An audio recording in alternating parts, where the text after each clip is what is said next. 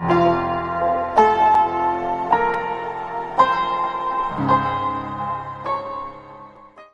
evening. It is a Wednesday evening.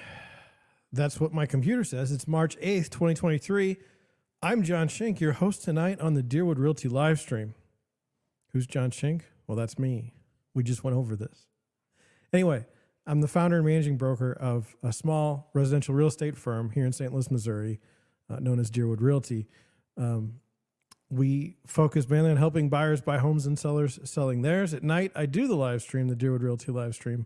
It's on the Deerwood Realty YouTube channel. And if you're tired of me saying Deerwood Realty, I mean, I've had the company since 2015. Think about how I feel. I think it's going to be a good show tonight. I'd hate to come out with like this show's going to suck. Don't watch it. I mean, that's just kind of where I'm at. I'm on my second day back of streaming. Plenty of content to go over tonight. We should be good. But you know, we'll see. Who knows? Strange market we're in right now. Everything I read is doom and gloom, and we'll go over some of the stuff on Twitter tonight. I mean, just it looks bad. Like the statistics aren't great. And yet, I mean, this whole weekend I have houses to show Friday night, houses to show Saturday, and houses to show Sunday, different buyers. I don't even know what I'm going to do. Friday night, I might be late. If I do a live stream, it might be like 10. I'm sorry. It's just kind of the nature of the business. Particular buyers that I'm showing houses to can't go during the day, so we go when they get off work. Anyway, so we have this crazy market where things are like bad, but yet I'm fine. I mean, it's so weird. A real estate agent really doesn't need high home prices to make it. A real estate agent needs clients. That's what a real estate agent needs. And not only clients, but like transactions. That's even better. We need to be able to have buyers and sellers. It doesn't really matter what the price of the house is. That's one of the biggest misconceptions I've ever seen is people think, oh, well, you just want, it's a very strange thing. So if you're working as a buyer's agent, people will say, well, you just want to sell a house for more money. So you have no interest in bringing the price of the home down and negotiating to lower a sales price, which I mean makes no sense because I mean what am I really losing? You know, I mean, say the house goes down by 10,000. I mean, I lose like $200. It's not. I'm more than happy to do that for my buyers. It doesn't even make any sense. It's so stupid. And then on the sales side, people are like, oh well, you're just two things. You either price the house too high because you're greedy and you want a big commission, or you don't price the house high enough and you're trying to get the house stolen from your clients. Neither of these on the selling side make any sense as a real estate agent. I'm telling you, I've seen agents rip their clients off time after time, and it's amazing how those agents aren't in the business anymore. I mean, just saying. So you don't ever want to do that. And I mean, I can understand perverse incentives for real estate. Believe me, I can think of a few of them, but the pricing of homes and negotiating for the best interest of your clients is not one of those spots where there's this perverse incentive, at least the way I see it. You may be different. So this being Wednesday, and I know I have a bunch of houses to show on Friday, tomorrow night we should be good on time. But then Friday, I really have to get after it because we have to schedule a lot of showings, and it takes time. First day back last night, I saw we had like 25 views, maybe 20 views. I don't know, 20, 25 views on the first day back after being gone since like the 14th or 15th of February. I'll take it.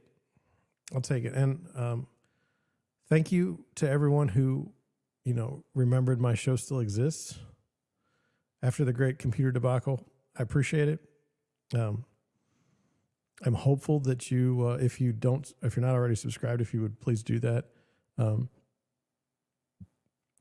don't necessarily have to subscribe on YouTube. We're on Rumble, but we're not live on Rumble because I need 25 subscribers and I've got like 14. We're on Facebook. We're on Twitter. And we stream to the Deerwood Realty and Friends website every night, same time. So you should be able to see me. I was just checking something.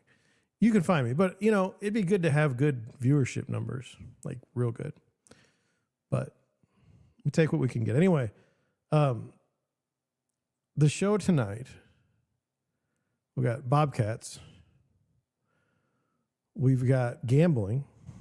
And then we've got real estate advice. I mean, what more could you want?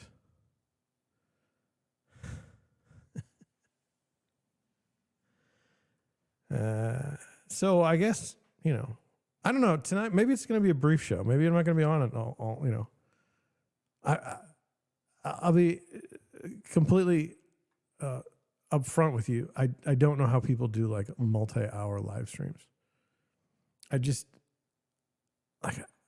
don't see it. And people say sometimes that I get off on a tangent or that I just go on and on and on.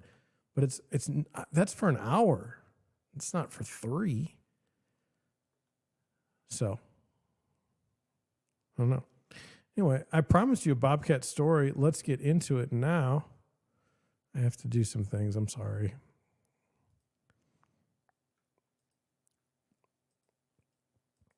Here we go. This is out of St. Louis, I think. It was from the local news channel, so hopefully. And but I don't know. It says, don't handle homeowner returns from work to find a wild bobcat inside dog's bed. Now, I have a dog, and, it's a dog. But if I had a bobcat in the dog's bed, it would freak me out. So this was in Arizona, so it's a stringer. It's not even from St. Louis. Because I think there's bobcats, like, they've seen like 2 of them. There's like documented evidence, but it's not something we see a lot of. It says San Manuel, Arizona. I have no idea where that is. Wild animals surprised an Arizona homeowner when it decided to make itself at home while they were at work. The Arizona Game and Fish Department shared photos of a bobcat seemingly lounging in a dog bed that was inside the person's home on Monday. KPHO reports that the homeowner spotted the wild cat when they were returning home from work. Well, I mean, if there's a bobcat in your bed, your dog bed, does it really matter when you found? Yeah. According to the department, the bobcat was found lying comfortably in the dog bed instead of the homeowner's pet. It said the animal likely entered the home through an unlocked doggy door. Now, I'm just going to put it out there. My parents have an unlocked doggy door. We don't expect a bobcat to come through. Officials said the bobcat escaped before the officer arrived at the home. It says, don't handle entrapped or hurt wildlife yourself, the agency advised residents. Well, I've been thinking about this all day. What would you do if you had a bobcat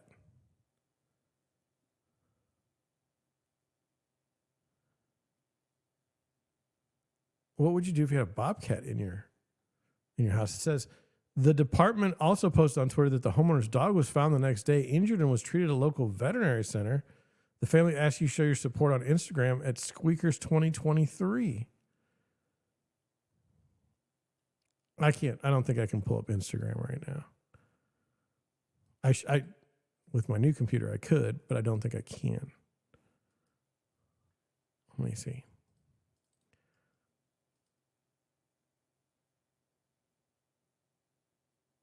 No, I can't. Anyway, so, what would I say to this whole deal? Well, first of all, I'm sad about the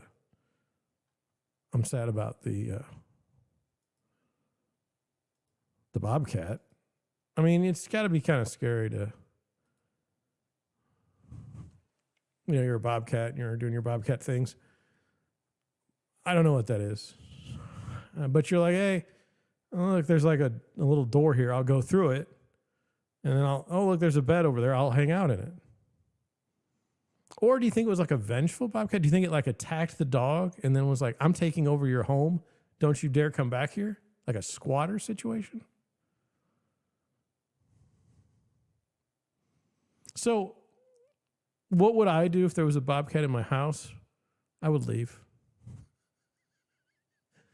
I mean, what's the point? One time I was at a fraternity party and I walked in and there was an ostrich. No, it wasn't an ostrich, a peacock. And it did its little like, it's like, I'm out, I'm done. And that was a peacock. It wasn't a bobcat. I don't know if bobcats are fast. I don't know anything about bobcats. I suspect they're bigger than regular cats. I mean, but anyway, I would leave. I mean, what would be the benefit of me trying to get the bobcat out of the house?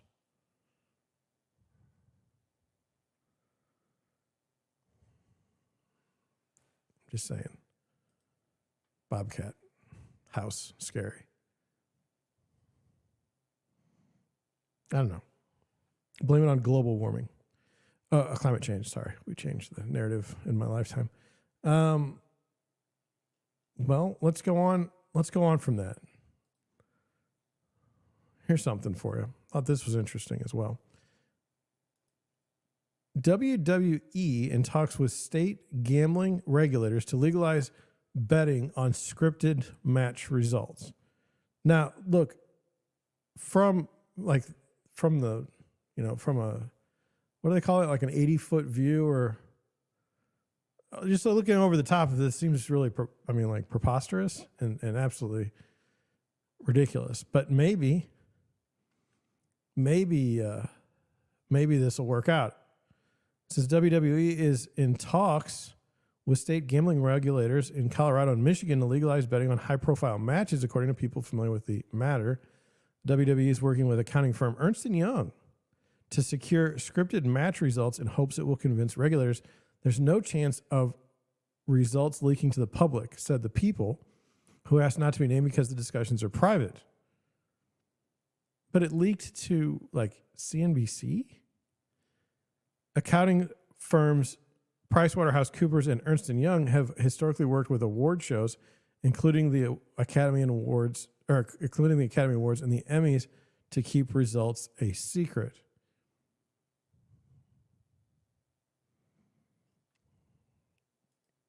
Let me check something.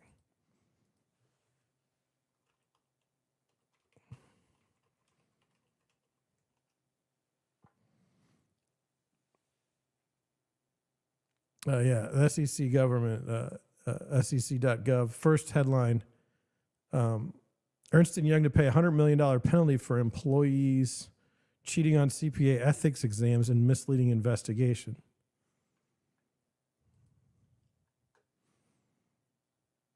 Well, that's, they seem trustworthy. What could possibly go wrong? Right? They're the big four accounting firms, so they know secrecy like no one else. So betting on the Academy Awards is already legal and available through some sports betting applications, including market leaders FanDuel and DraftKings, although most states don't allow it. WWE executives have cited Oscars betting as a template to convince regulators gambling on scripted matches is safe. Safe for whom? Still, while the Academy Awards voting results are known by a select few before they're announced publicly, they aren't scripted by writers. Even if regulators allow gambling, betting companies would have to decide if they're willing to place odds on WWE matches, even if it's legalized. Those discussions have yet to occur at betting firms, according to people familiar with the... Now, look, you can bet on anything.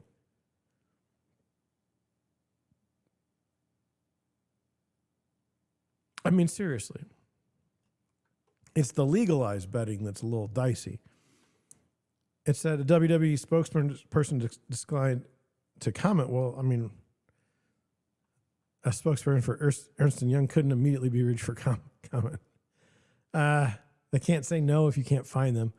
It says, according to a Michigan gaming spokesperson, the Michigan Gaming Control Board publishes a sports wagering catalog. When updates to the catalog are approved, the information is shared publicly through the agency's website and sportsbook operators. The Colorado Division of Gaming told CNBC it is not currently and has not considered allowing sports betting wagers on WWE matches. So that would seem to contradict the headline of the article, which says WWE is in talks with state gambling regulators to legalize betting on scripted match results.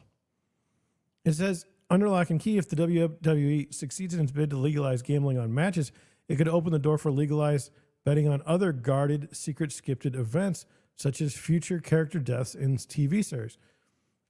So this, this is like, where's the end game on betting? I mean, these people, okay. It says allowing gambling on certain WWE matches would alter how matches are produced and how storylines are created. Now, I don't know why. In discussions about how gambling or wrestling could work, WWE executives have proposed that scripted results of matches be locked in months ahead of time. According to people familiar with the matter, the wrestlers themselves wouldn't know whether they were winning or losing until shortly before a match takes place. It's very interesting. So, like in wrestling, like in theory, like they will know months ahead of time who's going to win, but the wrestlers themselves in the ring won't know for hours before. It says, for example, the WWE could lock the results of WrestleMania's main event months ahead of time based on a scripted storyline that hinged to the winner of January's Royal Rumble. Betting on the match could then take place between the end of the Royal Rumble and up to days or even hours before WrestleMania, when the wrestlers and others in the show's production would learn the results. Now, here's the thing. I don't know enough about, I've seen some wrestling. My grandfather would watch wrestling at the Chase on his television set that was like a big old, it was huge. It was like a tube TV, and it had like an antenna. I would say, what about injuries? Like wrestlers get injured all the time. Then how would that work? But anyway, it says the introduction of legalized gambling could give WWE an increased appeal to a new set of fans while significantly altering creative storylines. I'm just going to go with Triple H took over as head of WWE's creative operations from Vince McMahon in July. He stepped down as WWE chairman and CEO last year, but returned to the WWE board in January to prepare the company for a sale process. WWE is set to meet with potential buyers for the company next month in preparation for first-round bids. Two of the people said there's no assurance a transaction will take place. So this is all over the place. We've got ownership issue, like we've got an ownership issue, then we've got gambling.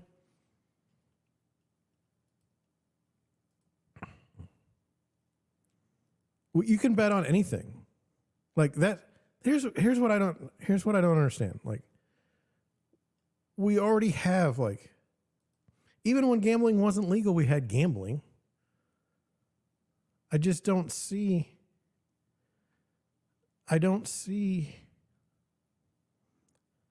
Well, I mean, I don't know. Like,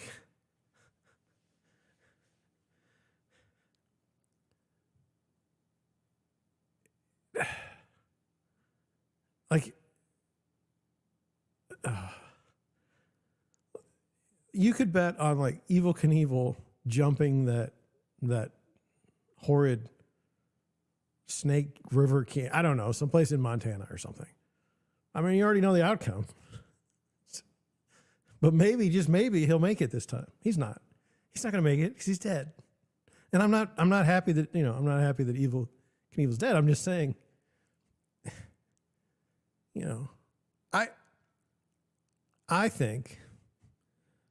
I think this is ridiculous, but it's okay. Something can be dumb and still be okay, right? This is stupid, but it's okay. I don't know. Like, who am I to say, like, don't?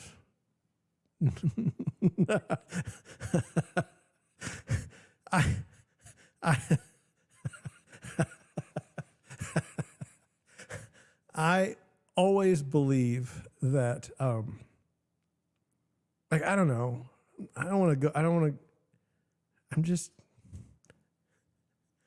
like, would the Blues win a Stanley Cup in your lifetime? Well, I mean, if you got a long life, probably.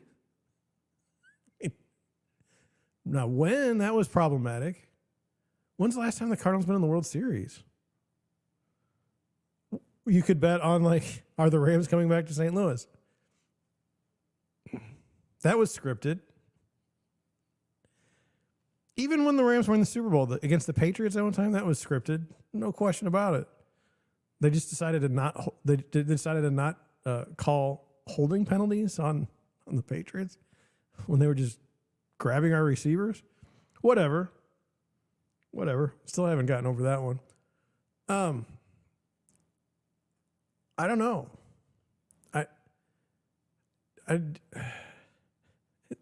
It seems really, really bad. Like, not a good idea. But at the same time, if people, whatever people want to gamble on is fine with me. I was thinking this afternoon about this, and I was like, is gambling a demonstrable skill? Like, can it be replicated? I mean, are there people in life that go along and if not for gambling, they would be of no use to society? Like, they would be like homeless or something. Or would they be homeless because they're bad at gambling? Either way, I just don't know enough. My understanding has always been that, at least in gambling in general, you got a chance in blackjack.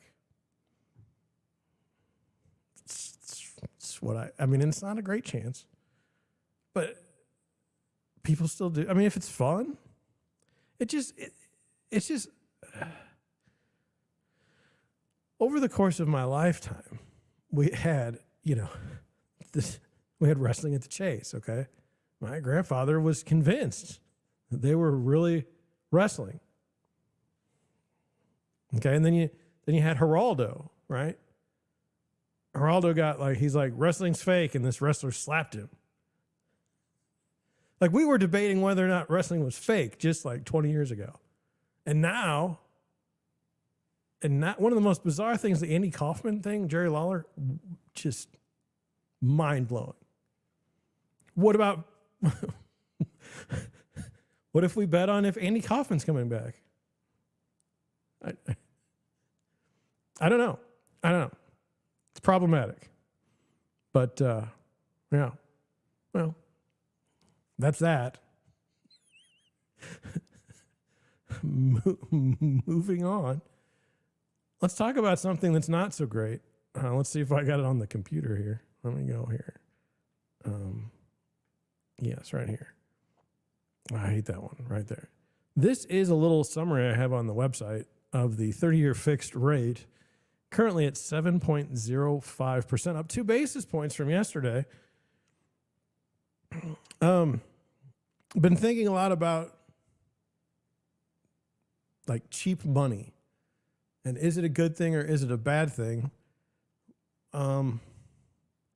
It has been good for a lot of people. It has been good, but it seems like it's not going to be good much longer.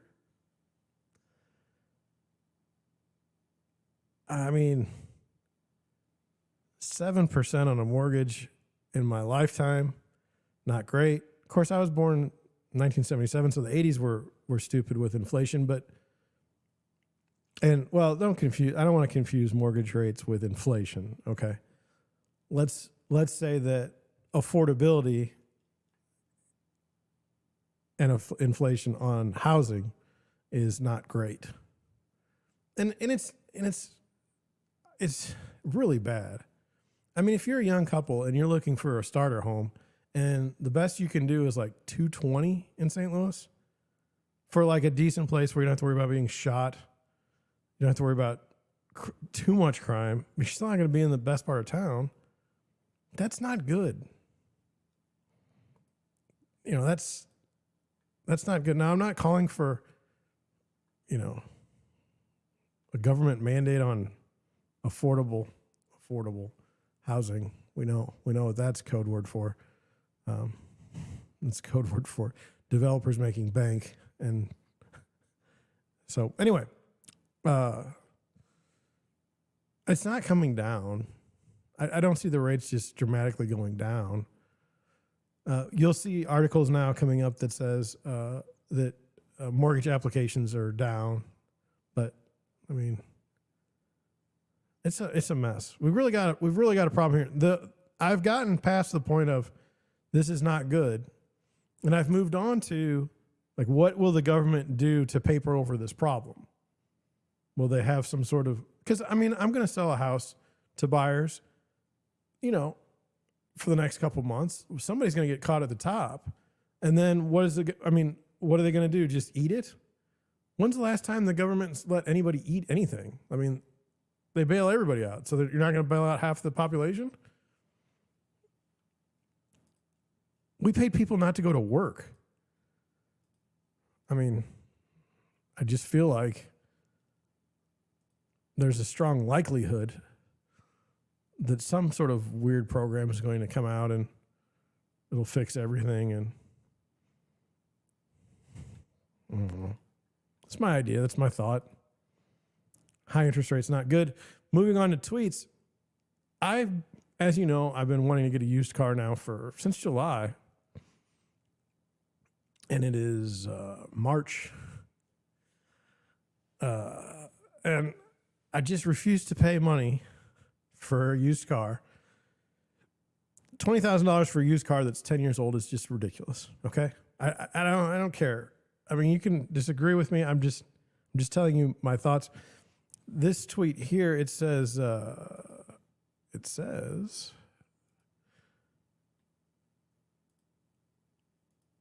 where is this surge in car prices coming from? New car loans amount financed. And so this is, I don't know if you can see that one, but over here in 2008, 25,000 was the average amount that's financed on a new car, which, to be honest with you, I think that's ridiculous, because back then you could buy a pickup truck for like 20 grand. So I don't particularly like this. I mean, I think that was too high then. But as you're just seeing this ramp up, I mean, this is ridiculous, right? We're financing $40,000 on a new car. I mean, like, and I've talked to my favorite lender, and she's like, John, I can't put people in houses when they've got over $1,000 a month in car payments for the next 7 years. The numbers don't work. And I get that people need cars. Okay. I'm not criticizing those people who need cars, but the pricing of the cars is ridiculous.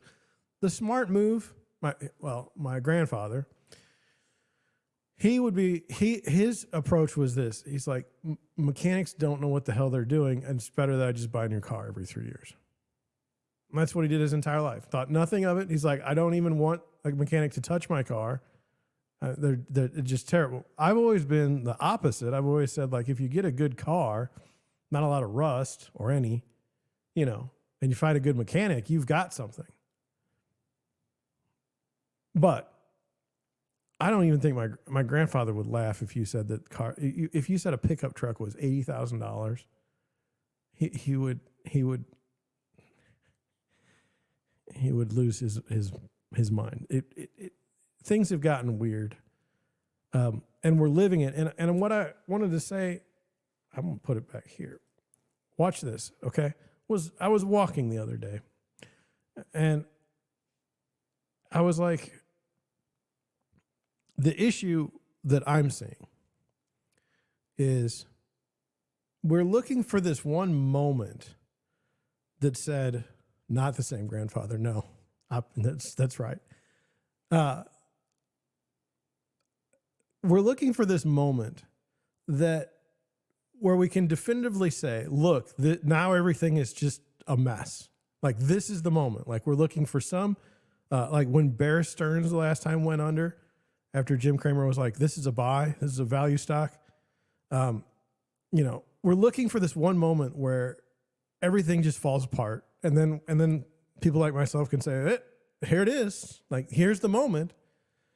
But it's not that way. It's just like a slow degradation over time. It just continually degrades, just over and over and over. And I mean, people 4 years ago saying, you think the market's overheated? Yes, always. I always think the housing market's overheated. When do I think it's a buy? I think it's a buy when no one wants to buy a house, and that's not right now. It's like, even if I weren't a real estate agent, if you walk down the street and three people on the sidewalk are talking about how their son, their brother, their cousin, their aunt bought a house, like just in the past month, like you're in a situation that you don't want to be buying a house because everyone else is buying a house. You want to buy a house when nobody wants to buy a house, when you look like an absolute idiot for doing so. So does that mean you want to buy now? No, that doesn't. But some people need to buy, and that's the issue. It's like, what is your reason for needing to buy? That's where I'm at on that. But this used car thing, and new cars, I cannot buy a new car. I cannot buy a new car. I'm not going to finance a car. I have a business. It runs on cash. I don't like credit. Not going to do it. I don't want to work. I'm a lazy person. I do not want to work to pay someone else. Okay?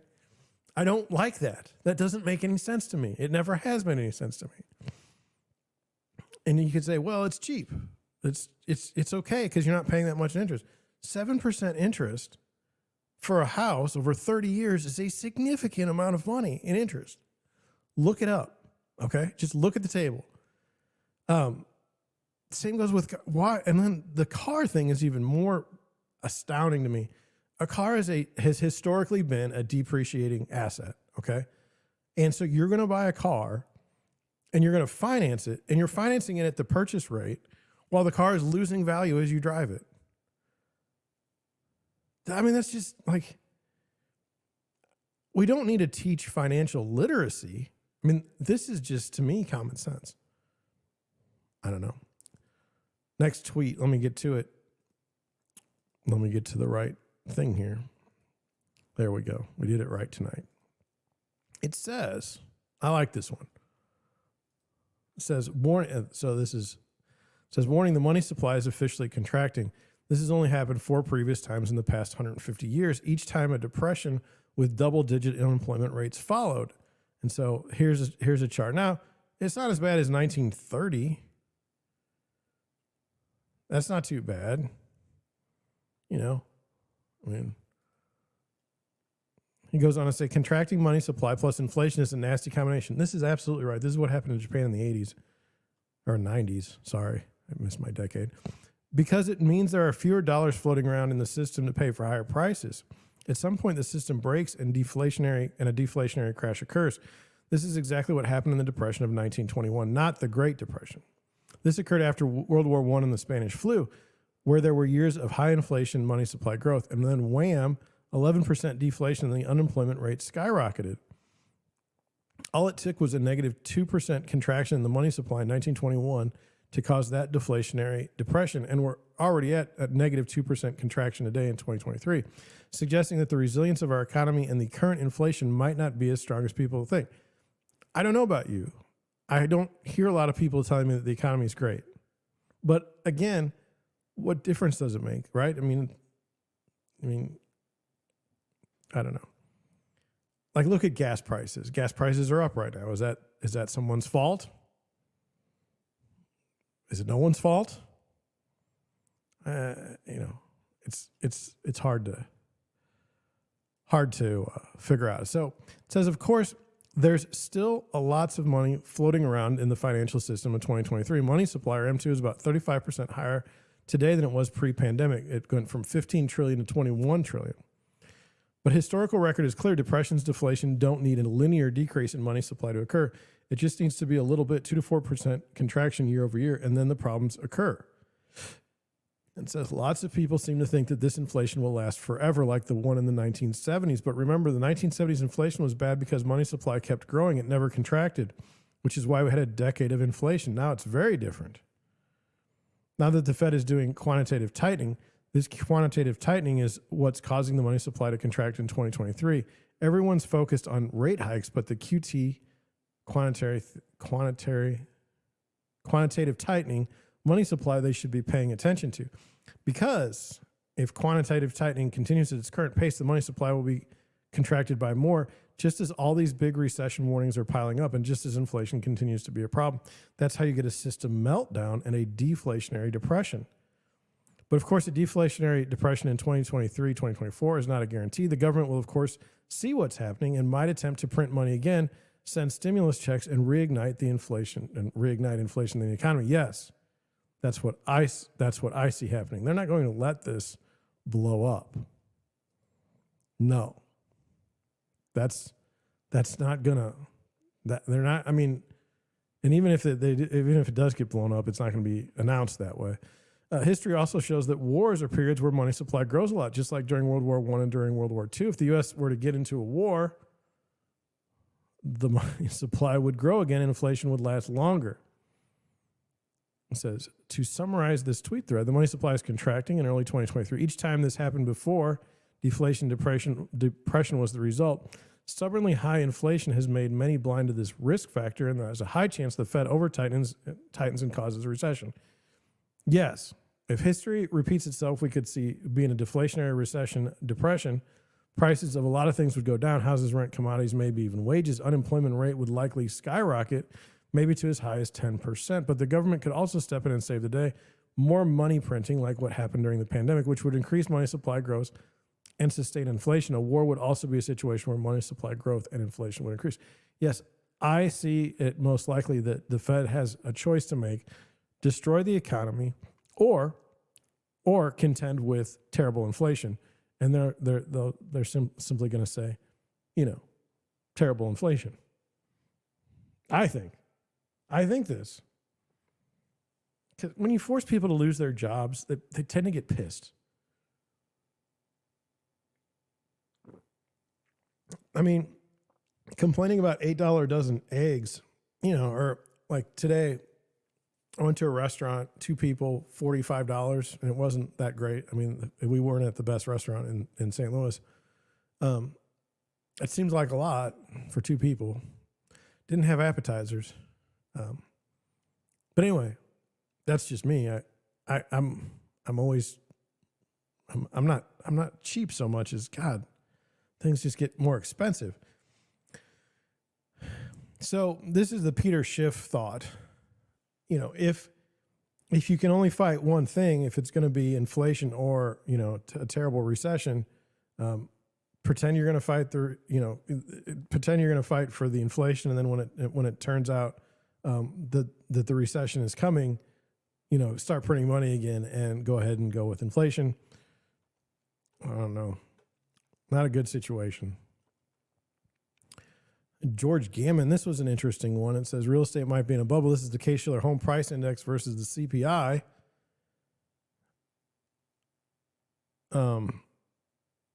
CPI being here, Home Price Index being here. That's not good. It doesn't seem good. Eesh.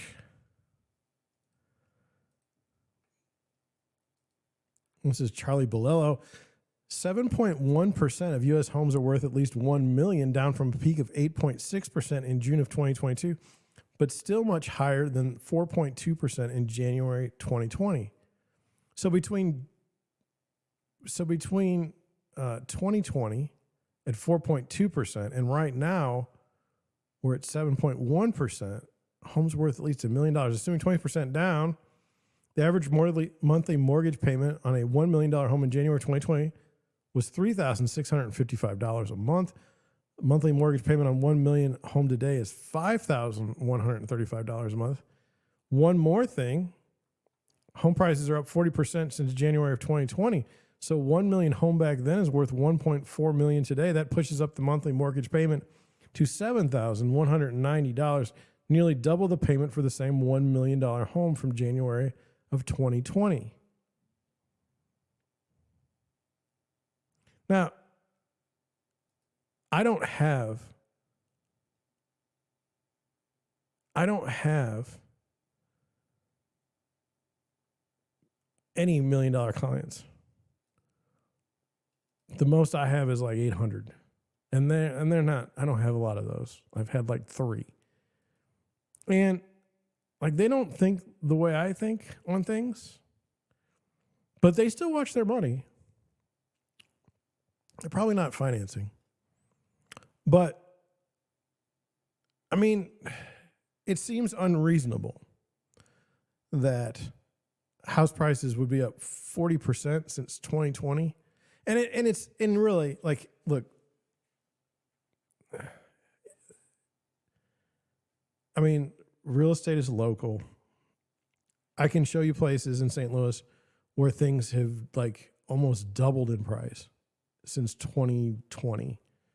I mean, crazy numbers, which would be 100%. But then I can also show you places where things haven't really moved that much for various reasons. So it just depends. And it's on such a long way. Gosh. I don't know. Cheap money. It's really wild. Like it's strange to me. We know that being able to finance things cheaply is like not great. I mean, but we use it as a lever to stimulate the economy. The only problem is we're always in a stimulated situation. We never come off a sugar high, basically. It'll be interesting. It'll be interesting. Here's like the reason why I talk about, car lending when this is primarily I don't know, it's a real estate show, is it's all related to finance. And when you have cheap lending, you're going to see asset inflation on things that are mostly financed. Automobiles, cars. I mean, the stock market, tremendous financial leverage there. But you see the commodities increases, you see more, with the improvement of the economy, in the sense like if there are more houses being built, you'll see lumber prices go higher, copper prices go higher. But the beginning there is the inflation of the incentive to build the houses. And so with automobiles, I've never seen used cars do what they're doing now. It's just. But anyway, this U.S. subprime auto delinquency rate is moving up 6.05%. That's not good. But it shouldn't be also credit cards. When you look at credit card debt, when you look at savings rates that are down, it just doesn't look real good right now. I saw this. I thought this is really kind of where we are. Bob Menendez, he's a senator. He's had a colorful history out of New Jersey. It says, today I reiterated to Chairman Powell that the importance of securing Latino representation on the Federal Reserve's Board of Governors. I hope the administration makes the right choice with this nomination and finally gives Latinos a voice at the highest level of the Fed. To this, Liberty List writes, yes, it's about time we had a diverse team to help devalue our dollar further by printing it into oblivion. Its value has gone down by only 96% since the Federal Reserve started in 1913. I bet a diverse team can easily do 98 to 99%. And this is what we saw. This is what we saw in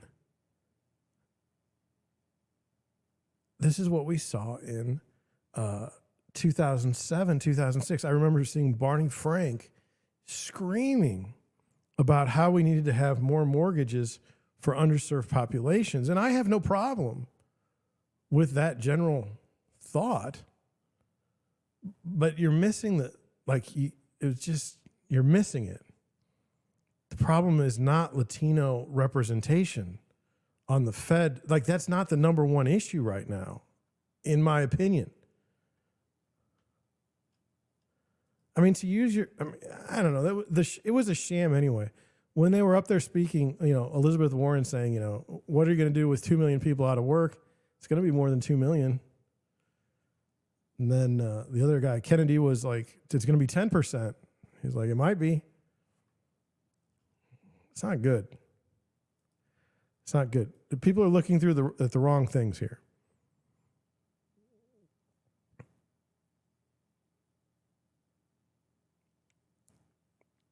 I mean, not good.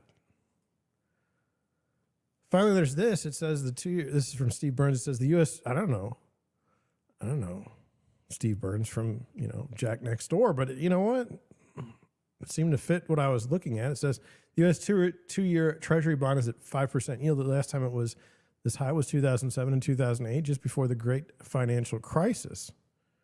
Well, that doesn't seem good. I mean, I don't know if it's true. I don't see any community notes to say it's not true. I don't know what, another thing is, I don't know what a recession looks like.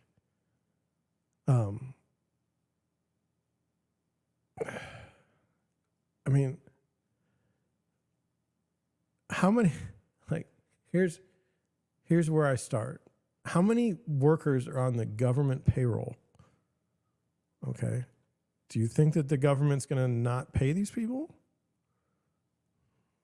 I mean, it's gotten to that point. I mean, I don't know where the job losses are coming from. It's just a very odd time. I mean, CPI inflation can be alleviated through product surpluses. Products are produced largely with borrowed money. Higher interest rates add to cost of goods sold and simultaneously increases CPI through less production. Well, okay, fine. We haven't seen a lot of surpluses. We've seen shortages. And shortages, to me, are an indication of a terrible economic system or situation. I mean, that's really where I'm at. I mean, we were blaming supply chain issues when it was actually serious economic problems, like showing their head. Shortages are, number one issue. So anyway, moving on to some real estate articles.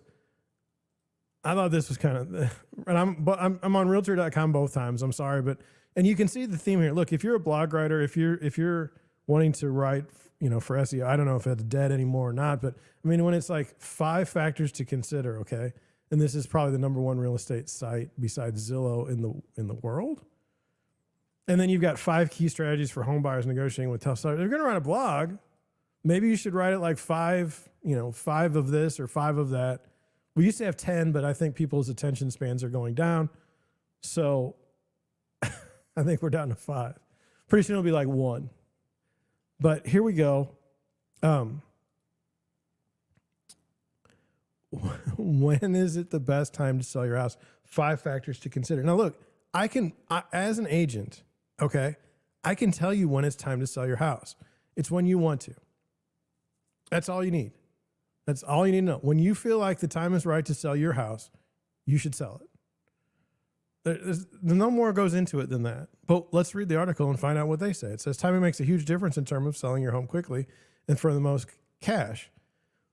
That's true. If all things equal, yes, that's true. But here's the thing: the rules on pinpointing that best time might not be entirely obvious. That's true too. It says the assumption that spring is always the best time to sell is not necessarily true. The general direction of your overall local economy and mortgage rates also play critical roles. There's no crystal ball for reading the housing market, but there's always ways to stack the deck in your favor. Here are 5 things to consider before putting your house on the market. Okay, All right, well, let's go with this. It says spring isn't always the best time to sell your house. I can show you statistically that April through about June or July is the best time to sell your house in St. Louis. I don't know about everywhere else in the world. But I'm just telling you. You can just and look at the Google search in April. It just goes like this, straight line.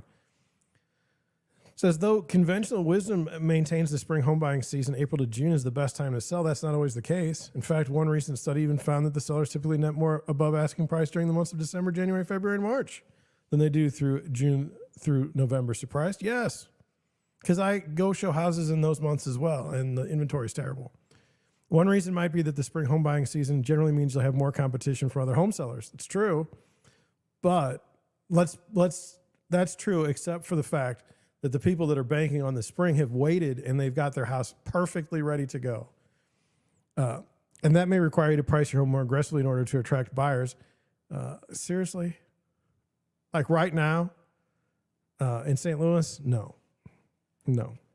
You don't need to price your house more aggressively. You just have to come up with the right price that somebody's willing to pay and then have 5 people, make offers on it. It says listing in the spring means you're positioning yourself to compete with several other homes, says Jersey City, New Jersey-based real estate agent Cheyenne Banks. So as a seller in the spring, you have to price and market your home flawlessly to show buyers that your home is more desirable than the place next door. I don't know, but especially in this market, it's so odd. Additionally, a number of experts recommend listing a home in February and March so that the property hits the market before the competition ramps up, which might explain why a 2018 study by Adam Data Solutions of 14.7 million home sales from 2011 to 2017 found the second best day of the year to sell a home is February 15th, with sellers netting an average of premium 9% above their house's estimated market value on that day. Now, look, if you're in St. Louis and you list your house on February 15th, it's not gonna go for as much as it would go in April. I don't care what the statistics say. I've lived it.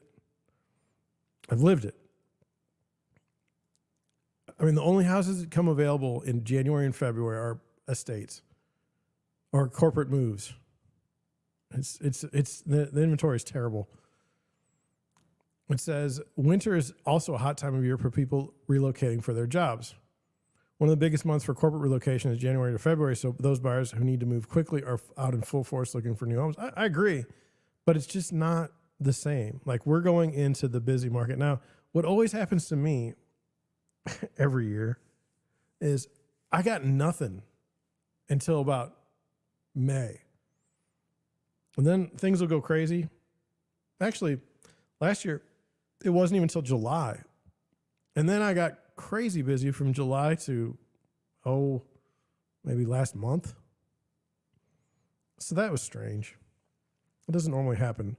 Normally it's July until about October. Then things fall off. It says number 2, keep an eye on the local economy. The strength of the U.S. housing market as a whole certainly plays a role in home prices. According to Realtor.com analysis of the annual price growth rates, a home's value generally increases 3 to 4% a year when the economy is strong, driven by inflation and natural population growth. From 2011 to 2016, the national housing market was recovering from the bubble at slightly higher speeds, 6.3% a year on average. Okay. That's nationally. You want to assess your local economy's conditions when figuring out when to list your home. One benchmark you can use is the S&P CoreLogic Case-Shiller National Home Price Index, which monitors single-family home sales in 20 major U.S. cities. Another valuable resource is the Metropolitan Median Area Prices and Affordability Tracker from the National Association of Realtors. Or you could just call a real estate agent. You could say, hey, man, what's the market doing right now, right this minute? And they would tell you. Like, if they were in St. Louis, they'd say, look, I don't know, I don't understand it, but right now, you put your house on the market, that thing's going to sell. It's going to sell, like, immediately. Really? Yes. And that's the other thing is, when you decide you're going to sell your house, like, let's just assume it takes 30 days to close the transaction. That means any advice I give you is for right now. I can't give you advice for 30 days from now. I don't know what's going to happen 30 days from now. I know what's going to happen like tomorrow. So, I mean, to me, you list your house as fast as you can. Now, this is not to create some sort of artificial incentive. The most knowledge that I have is from what happened when I go out and look at houses for buyers. That's how I know what's good for sellers. Right now, at least up until last weekend, okay, you put your house on the market, stage it, look good, sells. Price it right, probably going to get more like 4 or 5 offers. If your house is ugly, price it right. There's still lots of buyers out there in St. Louis. I don't know about other places. It says mortgage rates matter too. Generally, more people buy homes when mortgage rates drop. Historic data shows, well, you don't need historic data to know this. It's quite obvious. We just saw it. As a result, prospective sellers should be monitoring the mortgage market, said Jack Gutentag, author of the Mortgage Encyclopedia. Need help keeping an eye on interest rates? Realtor.com has a mortgage rate trends tracker, which allows you to follow interest rate changes in your local market. Well, I know what they are. I do it every night. We're at 7.05% on a 30-year fixed. That's it. You could be a little bit lower, you could be a little bit higher, but you're right around there. And I have yet to meet the person, I've yet to meet the home seller that says, you know what, I really want to sell this house, but I'm going to wait until the mortgage rates go back down to less than 3%. Wait until your home's in good shape. Number 4, to fetch top dollar for your home, the property must show well. This may require you to take time to make repairs on your house. Any defect or condition that affects the intended function or operation of a major house system should be fixed, says Kathleen Kuhn, president of Housemaster and national chain of home inspection offices. Well, I mean, what is she supposed to say? Translation, taking care of leaks, built-in appliances not functioning properly, insect infestation, plus any imminent safety or environmental hazards is crucial before listing your home. Even making cosmetic changes, repainting the kitchen or sprucing up the property's landscaping can make your home significantly more appealing to home buyers. Well, this isn't bold knowledge. Keeping up with your neighbors is also important. If all the houses on your block are beautifully furnished and landscaped, then it's likely worth it to spend the extra cash and the time pimping your own home for sale. Oh, primping. It's like, pimping your own home for sale seems wrong.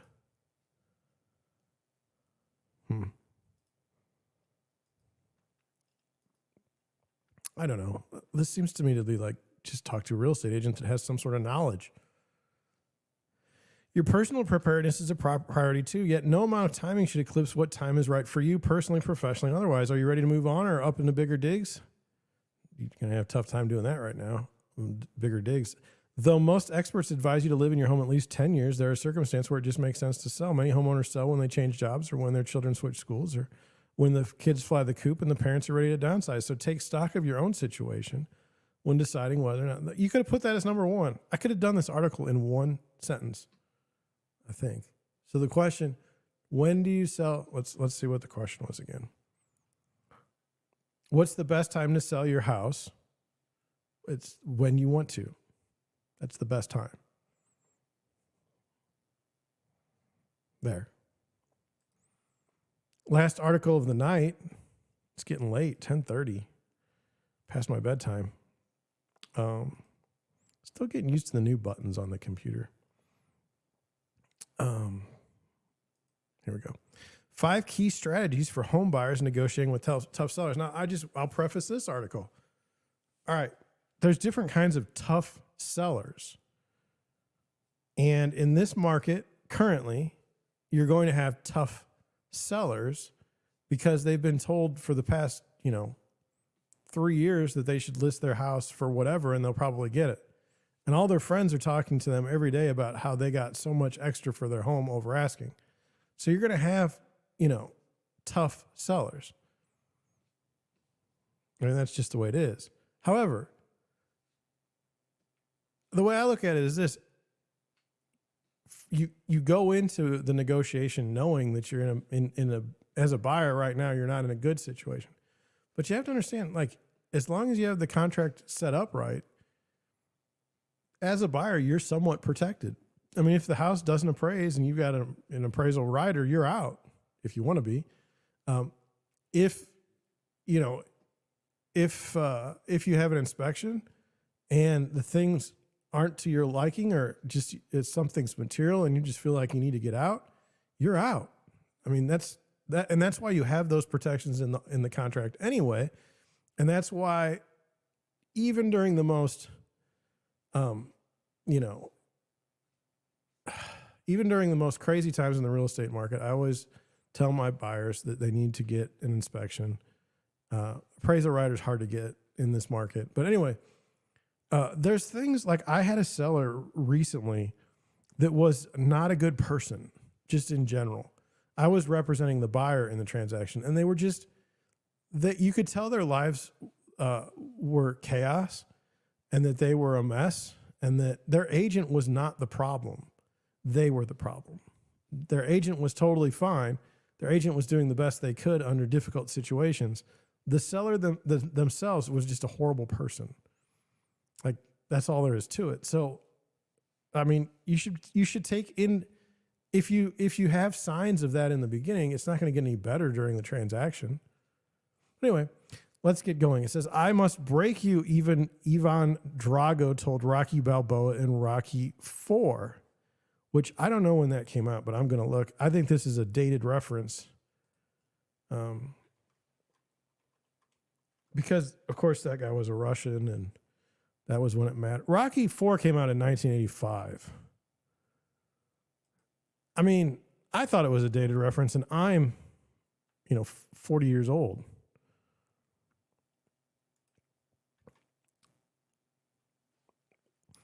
It's the exact sentiment you may feel while staring at your dream home, thinking about its sellers and pondering what to do when negotiation talks go cold. Well, how much negotiation is really going on right now in the marketplace? I mean, literally texts are being sent like, hey, did you get my offer? Yes. Okay, cool. I got yesterday or Monday, I got a group email from the listing agents that's like, sorry, we picked somebody else. I mean, that's the level of negotiation we're seeing right now in the marketplace. It's not heavy. Now, you might not be able to break hard-headed sellers, but you can probably warm them up enough to at least bend a bit. We ask accomplished expert what home buyers can do when a real estate cold war sets in. Well, when does that happen? And as a real estate agent, why are you getting into that situation in the first place? It says, number one, knock out the home warranty. When you need to sweeten the pot, it's a smart idea to start focusing on some of the little things in the contract. The home warranty is a good place to begin. In our market, it's almost standard now for a seller to pay for a home warranty for the new home buyer, says Jeff Knox, broker and owner of Knox & Associates Real Estate in Dallas. These home warranty clauses generally cost the seller around $500. In St. Louis, they're running like $700. Being willing to drop little things like this may just break the standoff. Now, home warranty isn't always offered by the seller. If that's the case, start looking for other concessions you can make.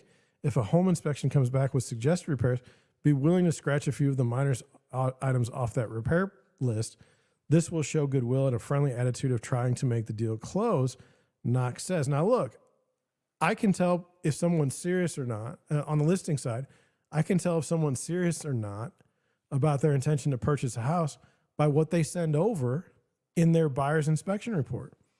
That's generated by two things. Number one, perhaps they have an inspector that's a total asshat. And if that's the case, that guy's going to write a 50-page document on what's wrong with the house. Now, if it's a house built in 1930, we shouldn't expect everything to be perfect. And so that's a problem between, the agent, the buyer, and the inspector. When I see something like that for a property that I've got listed, I just say, go pound sand. I'm not interested in this. We'll find another buyer that's not crazy. So there's no standoff when it comes to inspection for me most of the time. Offer a package deal. Does the seller seem to have a lot of stuff? Could you find use for some or most of it? Become a problem solver. Include the fact that you'd be willing to purchase that stuff in your offer. It just might get you closer to closing day, says Kim Clark, a realtor in Greenwood, South Carolina. Now, look, for me, that's a terrible idea because in the contract, what happens during the appraisal process is the property is supposed to be appraised based on the property itself, not the items which it contains. And so you don't want boat or lawn equipment in the offer because now it's not a pure appraisal. Now it's an appraisal based on stuff, and then, what does that stuff, what is the value? Well, that's not the appraiser's job is to evaluate the house value. So we've got all kinds of problems all of a sudden. If you're the listing agent and the buyer says, hey, we'd be willing to buy some of this stuff if you're interested in selling it, the best way to do that is through a bill of sale. That doesn't go on the offer. That doesn't go on the accepted contract. Anyway, if they're selling their boat or lawn equipment or anything that'd be a pain to sell, along with their house, come to them with an offer to purchase those items too. This saves them the hassle of selling the item or having to figure out a way to bring it with them to the new location. What's that you say? You don't need a boat, you can sell it later. But from a buyer's perspective, suddenly you start looking like a buyer who can solve two problems in one fell swoop. I mean, I just don't see that. I just don't see that as being very helpful. What I get a lot of times is, here's a dirty secret. A pool table, man, nobody wants to move a pool table. Seller doesn't want to move a pool table. Buyer may not want a pool table. So it kind of sits there to the end, and then it's like, hey, how much do you want for the pool table? Well, I don't want it. So now you got to get it removed. It sucks. Put that thing on Craigslist or something. I don't know. So that's fine. Number two, we agree. Add more earnest money. Sure, adding more cash to the pile is usually the best thing you can do to crack a stalemate or win a bidding war. But when you increase your earnest money deposit, it doesn't actually mean you pay more. And if you have the right kind of contract and are committed to the deal, your risk of losing that cash is low. With all the contingencies that are in most offers, inspection, appraisal, loan conditions, and more, it's very rare that a buyer ever loses their earnest money, but it does happen. Said Mark Ferguson, a realtor and property investor in Greeley, Colorado. Have to look that up later. It gives the impression the buyer is more serious and they have at least some cash to show they're a strong buyer. It's more psychological than substantive, but that's how many negotiations go. I don't know. Like if I have 3 offers and one person puts down $10,000 in escrow and the other put down like 5 and 2, I will pay more attention to the $10,000. But at the end of the day, it's, you know, what is it going to cost me? I've had deals where the top price, the top offer doesn't get the house because of some other, like maybe the buyer's agent's a jerk and you've worked with them in the past and they're terrible people and you don't want to have anything to do with them. And maybe somebody else is offering like $1,000 less and it's like, it's worth it to not have to deal with this guy or girl. So there's that. As far as adding more earnest money, that's going to be on the original offer. And so again, when you're in a multiple offer situation, we're not in a good situation as it is. Quicken the pace. One edge you can give yourself other buyers is showing you seller you can close fast. Tighten up your timeline like inspection contingencies. Instead of 15, make it 7 or 10. I agree with that. If you run into some issue and need to extend, you can always ask for that extension later. However, you're asking for a concession. And at that point, your seller that you think is a jerk is going to be an even bigger jerk because they're not going to do it. Because why? Anyway, it's similar to how salesmen create a sense of urgency to close the deal. Show the seller you can get to closing day soon. You mean business and you're a strong buyer. I had a deal recently where the contract for the repairs for the inspection was longer than the time for the closing. So they had 10 days for the closing and they had 10 days for the negotiation, which was 20 days, and the deal was supposed to close in 14. So we said yes because we thought that was a great idea because we weren't going to have to negotiate. I mean, they're that serious about closing. They're not worried about little things. But that was a unique situation. Sometimes you'll see in a listing, you'll see from the listing agent, you'll see, seller would prefer to close this day. That means they're trying to sell 2 houses, sell a house and buy a house on the same day. That never goes well, but people still try it. And then, so they may not want a quick closing. So I think it's always good to ask. I don't put in my listings like seller would prefer a 30-day closing or a 45-day closing most of the time because I want as many offers as I can get. And I don't really care. Like I'm just kind of conditioned to a 30-day close. And that's what I tell my sellers. So everyone's kind of on the same page. Normally selling 15 days ahead of time isn't really that beneficial if you have a good offer. It's the offers that fall through that get expensive. Okay, so number 5, it says give back to the community. Do the sellers love their community? Open your wallet and show some goodwill. Sarah Ferrandi, owner of Source Capital Funding in San Diego, suggests making a donation to a local charity in their name. Wow. That shows your commitment to the neighborhood and will also allow the seller to leave a positive mark on his or her community. And it's not about the size of the department, but the gesture. gesture. Sponsoring a park bench or a brick at a local school will be seen as much more valuable to a homeowner leaving the neighborhood than a small straight monetary donation. Well, I've never heard of that, honestly.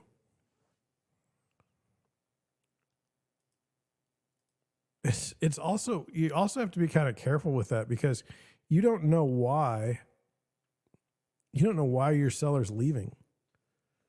Maybe maybe they're terrible people and they can't wait to get out of it. Maybe they hate where they live and they can't wait. Maybe they've been the victim of a robbery or some sort of theft or some sort of assault and they just want to get out. You donating money to the community at that point in time is not helping them wanting to leave. They just want out. Usually it wasn't even an article about negotiation. To me, and it certainly isn't in this market. That was an article about maybe making a good offer up front. But again, you wouldn't have the charity thing in there. I don't know. Well, I feel like we've reached the end of the show tonight. I enjoy this. I don't know why. I don't have a lot of, subscribers. But I enjoy it, and I thank you for watching. Tomorrow night should be good to go, 9:00. But again, thank you for watching, and I will catch you tomorrow. Bye.